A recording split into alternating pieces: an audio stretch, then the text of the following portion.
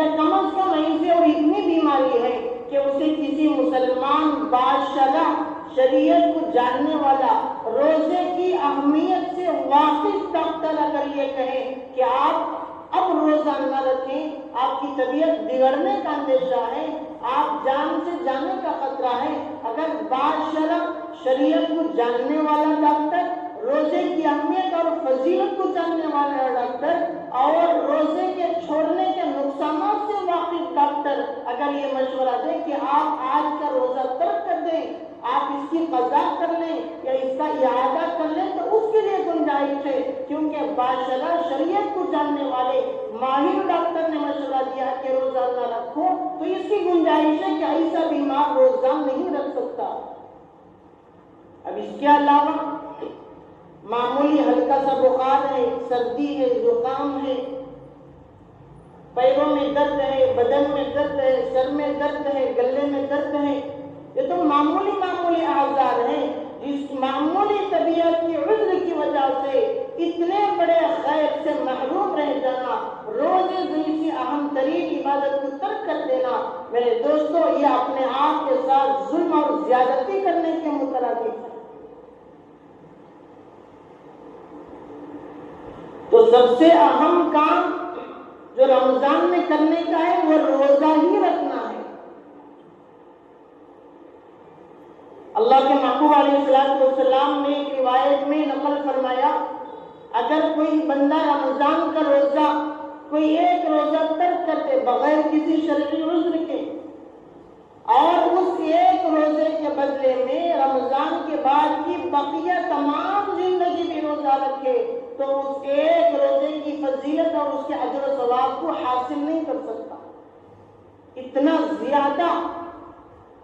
رمضان کے ایک روزے کا فائدہ اس کا اجر ہے۔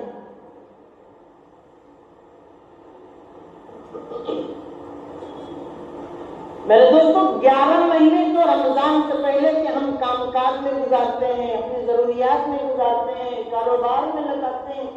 کم از کم 1 مہینہ جو رمضان المبارک کا اور اس کے اندر عبادتیں ہیں، روزہ ہے، کثرت تلاوت ہے، کثرت ذکر ہے، اعتکاف ہے، تراویح ہے، سحری اور افطار کی تیاری کرنا ہے۔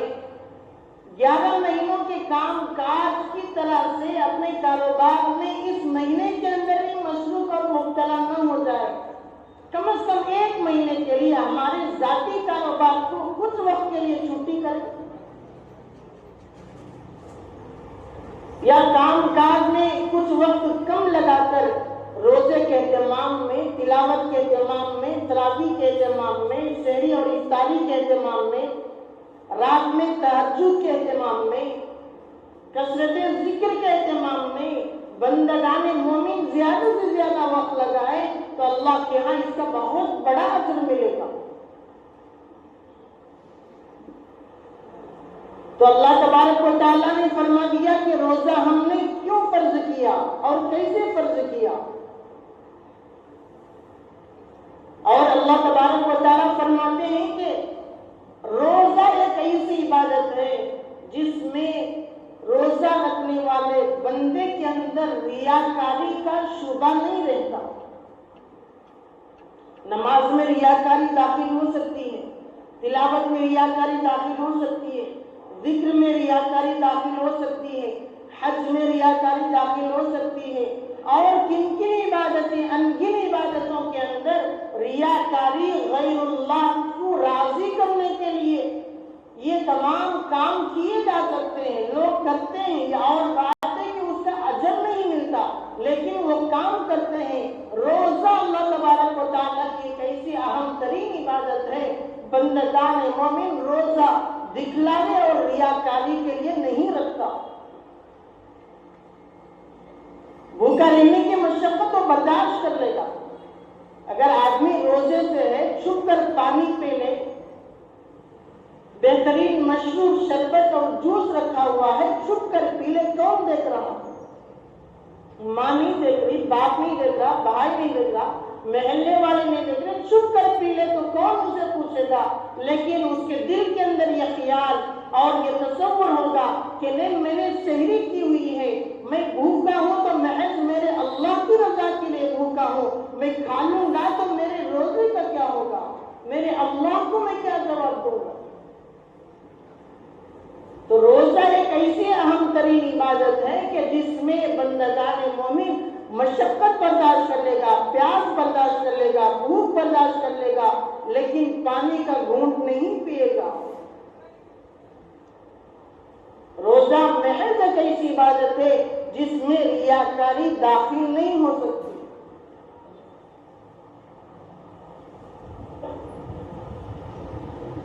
حدیث میں صحیح بخاری کے اندر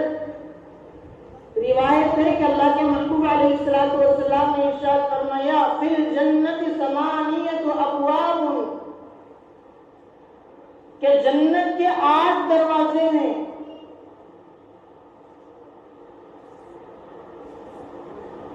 یصم الریان، ایک دروازہ ہے جس کا نام باب الریان ہے، لا يدخلہ الا الصائمون، اس باب الریان کے اندر سے صرف روزہ دار ہی داخل ہو سکتے ہیں، کوئی اور وہاں سے داخل نہیں ہو سکتا۔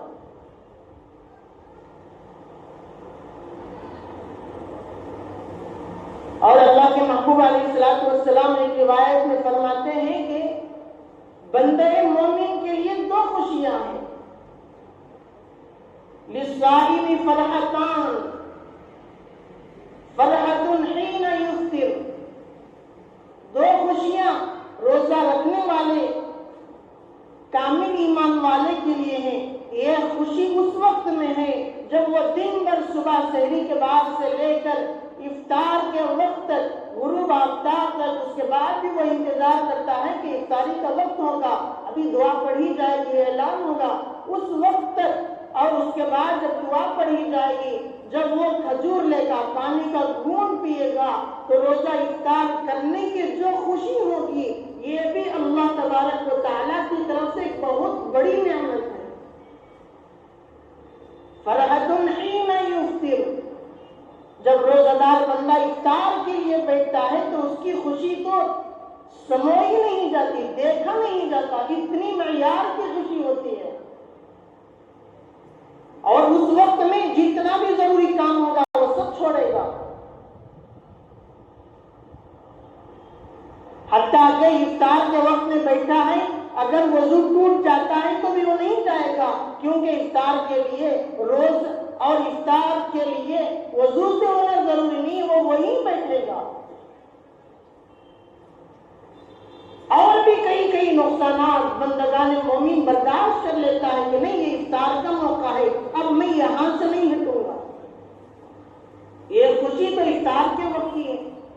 دوسری فرمایا کہ فرحۃ حین یلقا، دوسری خوشی روزہ دار بندے کے لیے اس وقت میں ہے کہ جب وہ اللہ کی بارگاہ میں جائے گا، جب اس کا جنازہ جائے گا، اللہ تبارک و تعالیٰ کے حضور اسے پیش کیا جائے گا، تو اس وقت میں بھی بندہ مومن کو انتہائی درجے کی خوشی ہوتی ہے۔ اور رمضان کے مہینے میں دیکھنا کہ اللہ تبارک و تعالیٰ کا خصوصی کرم ہوتا ہے، خصوصی احسان ہوتا ہے کہ غریب سے غریب بندے کا دسترخوان بھی میووں سے، پھل فروٹ سے بھرا ہوتا ہے۔ غریب سے غریب آدمی کا دسترخوان بھی اللہ تبارک و تعالیٰ روزے کی برکت سے بھر دیتے ہیں۔ یہ اللہ تبارک و تعالیٰ کی روزہ داروں کے لیے خصوصی توجہ ہے۔ اور کتنے اہل خیر حضرات ایسے ہیں کہ جو سال بھر کی زکوٰۃ رمضان میں نکالتے ہیں، مال زیادہ سے زیادہ خرچ رمضان میں ہوتا ہے،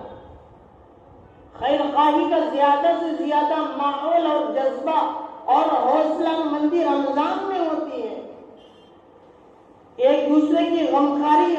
بہت زیادہ رمضان کے مہینے میں ہوتی ہے، ایک دوسرے کی دلجوئی اور خوش طبعی سب سے زیادہ رمضان میں ہوتی ہے۔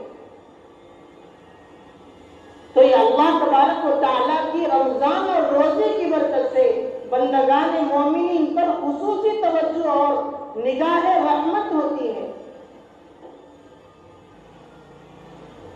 اور ہمارے بہت سارے अकाबिरीन उलमा इकराम ने रोजे का बड़ी खुशतबरी के साथ रोजे को निभाया है। सहाबा ने नहीं बल्कि बाद के दौर के लोगों ने भी अल्लाह तबारक व तआला की इस हुक्म की अंजामदही को बड़ी खुशी से निभाया। और यहाँ तक कह दूं कि रोजे का एहतराम न सिर्फ मुसलमानों में बल्कि गैर मुस्लिमों के अंदर भी पाया जाता कि फलां बंदे में फलां मजूसी है, गैर मुस्लिम है, ईसाई है, नसरानी है, रोजे का और रोजेदारों का एहतराम किया, अल्लाह ने सोने से पहले उसे ईमान की दौलत से नवाज दिया। एक अल्लाह के वली गुजरे हैं, उन्होंने अपनी एक किताब के अंदर एक मजूसी का वाकया नकल किया। फरमाते हैं कि उस मजूसी ने अपने घर के अंदर अपने बच्चों से ये कह दिया कि बेटा देखो, रमजान का महीना आ रहा है, ये महीना मुसलमानों के रोजा रखने का महीना है। आप इतना याद रखना कि जब आप बाहर जाओ, मार्केट में या बाजार में जाओ या कहीं भी जाओ जहां मुसलमान हो, वहां खाना पीना मत। आपको खाना पीना है तो आप घर आकर खा लेना, मुसलमान भाइयों के सामने मत खाया पिया करो, क्योंकि इस तरह करने से उनको तकलीफ होती है, क्योंकि वो सुबह से लेकर शाम तक भूखे रहते हैं। एक मजूसी ने अपने बच्चों को यह नसीहत की। रमजान गुजरने के साथ साथ उनके एक बच्चे की, मजूसी के बच्चे की एक शिकायत इस तक पहुंची कि फलां जगह में आपका बेटा मुसलमानों के इलाके में खड़े होकर खा रहा था। मजूसी को गुस्सा आया, आकर अपने बेटे को 2-4 थप्पड़ लगाए और कहने लगा कि मैंने तुझे तंबीह न की थी कि मुसलमानों का आज रोजे का महीना गुजर रहा है, वो दिन भर भूखे रहते हैं, तरावीह पढ़ते हैं, आप उनके दिल शिकनी न करें, आपने ऐसा क्यों किया?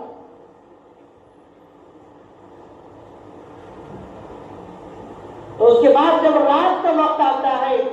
तो ये बंदा मजूसी आदमी सो जाता है, तो रात में आका हज़रत मोहम्मद रसूलुल्लाह सल्लल्लाहु अलैहि वसल्लम की ख्वाब में ज़ियारत होती है कि आका सल्लल्लाहु अलैहि वसल्लम उसके सामने जन्नत का नक्शा पेश फरमाते हैं और जन्नत के नक्शे के अंदर यह खूबसूरत सा महल ऐसा है कि जो बहुत ही हसीन और जमील, जो दुनिया में देखने को भी नहीं मिलता, उस महल का मुआयना करवाते हैं। ये मजूसी आदमी पूछता है कि जनाब आप कौन है, इतने हसीन और जमील और खूबसूरत हैं, मैंने ख्वाब में तो क्या आलम है, दुनिया में भी मैंने नहीं देखा, आप कौन हैं? और ये जो हसीन मनाजिर आप मुझे महल्लात दिखा रहे हैं, सोने चांदी और जमरुद से बने हुए महल्लात और बंगले बता रहे, ये क्या है? तो आका सल्लल्लाहु अलैहि वसल्लम ने फरमाया, ऐ मजूसी आदमी, ये महल अल्लाह तबारक व तआला ने तुम्हें हदिया और तोहफे में दिया है। जब आप दुनिया से पर्दा फरमा जाएंगे, इंतकाल हो जाएगा, तो आप इस महल में रहेंगे और ये सारे का सारा जो नक्शा है इसको जन्नत कहते हैं। और मैं जो हूँ और मैं उम्मत मुस्लिमा, सारी उम्मत का मोहम्मद रसूलुल्लाह सल्लल्लाहु अलैहि वसल्लम में पैगंबर आखिरुज़्ज़मा हूँ। आपको इस वजह से यह महल दिया जा रहा है क्योंकि तुमने रोजे का और रोजेदारों का एहतराम किया है, इस वजह से जन्नत के अंदर तुम्हें मरने के बाद यह महल दिया जाएगा। अभी जब आप सोकर बेदार होंगे तो आपके सीने के अंदर हमारा कलिमा मुंतकिल हो चुका होगा। ये रोजा रखना नहीं, रोजे के एहतराम की वजह से है। ये नेमत अल्लाह ने सिर्फ मुसलमानों में नहीं, गैरों में भी इसका एहतराम रखा है। इस माह मुकर्रम का एहतराम, अज़मत, ताज़ीम, किसी वजह से बीमार हैं, अल्लाह करे कि सेहत मिल जाए, तंदुरुस्ती मिल जाए, सरेआम सड़कों पर बाजारों में खड़े होकर चाय मत पिया करो। बंदगान मोमिन रोजेदार फिरते रहते हैं, कोई जिक्र में, तिलावत में, तरावीह के लिए निकल रहा है और ज़ोहर की नमाज के लिए शदीद गर्मी के आलम में रोजेदार बंदे आ रहे हैं। आप जनाब खड़े होकर कि आपका नाम अब्दुल्ला اللہ ہے، آپ کا نام عبد الرحمن ہے، آپ کا نام مسلمانوں والا ہے، کسی وجہ سے آپ نے روزہ نہیں رکھا تو کم از کم روزے کو نیلام تو نہ کیجیے گا۔ جب روزہ رکھنے کی بات آتی ہے کہتے ہیں تو آگے سے جواب آتا ہے کہ یہ میرے اور میرے اللہ کا معاملہ ہے۔ ایسی بے حرمتی تو روزے کی غیر مسلموں نے نہیں کی۔ کم از کم احترام باقی رہے رمضان کا، کم از کم احترام اور تعظیم باقی رہے روزے داروں کی، کم از کم احترام اور تعظیم باقی رہے رمضان میں روزہ رکھ کر اہتمام کے ساتھ نمازیں پڑھنے والوں کی، کم از کم احترام تو باقی رہے قرآن شریف رمضان میں سنانے اور سننے والوں کا، کم از کم احترام تو باقی رہے بڑی تعظیم اور احترام کے ساتھ مسجد آنے جانے، تلاوت کرنے، تسبیحات کا اہتمام کرنے والوں کا۔ تو میرے دوستو، رمضان میں کرنے کے جو کام ہیں ان میں سے ایک کام یہ ہے کہ اپنے دل کے اندر نرمی کا مادہ پیدا کرو، کہ مزاج کے اندر نرمی۔ روزہ ہے اچھی بات ہے،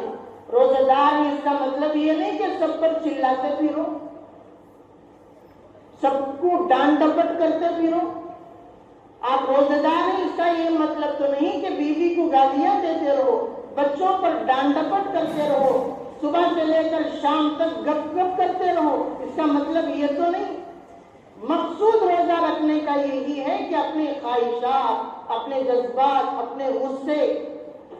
یا اپنے دل کے اندر جتنی بیماریاں ہیں ان تمام بیماریوں کو بندگان مومن پیتے جائیں۔ غصہ آ رہا ہے یہ سمجھ کر کہ میں روزے سے ہوں، غصہ نہیں کر سکتا، اپنے آپ پر قابو کر لیں۔